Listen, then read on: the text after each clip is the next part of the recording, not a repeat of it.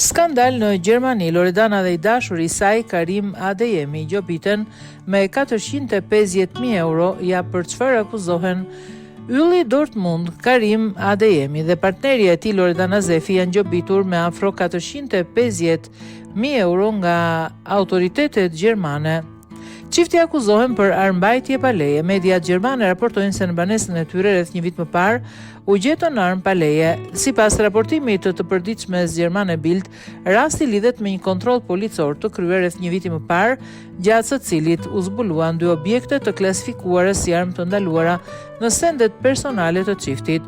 Zbulimi çoi në nisjen e procedurave penale, ndërsa gjykata gjermane vendosi një gjop të rënë ndaj Adeyemit, 450.000 euro që do të paguhen në 60 këste prej 7.500 eurosh. Megjithse futbollisti nuk mori dënim me burg dhe rasti nuk përfundoi në një shënim penal.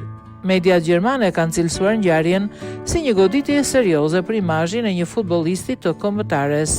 Borussia Dortmund reagoi me një deklaratë duke theksuar se klubi i merr shumë seriozisht të gjitha çështjet penale dhe është në kontakt vazhdueshëm me lojtarin dhe autoritetet. Ende nuk është vendosur nëse do të ketë masa disiplinore brenda klubit.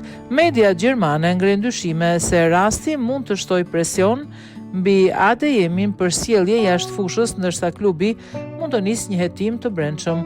Futbollisti megjithatë vazhdon stërvitjen normalisht.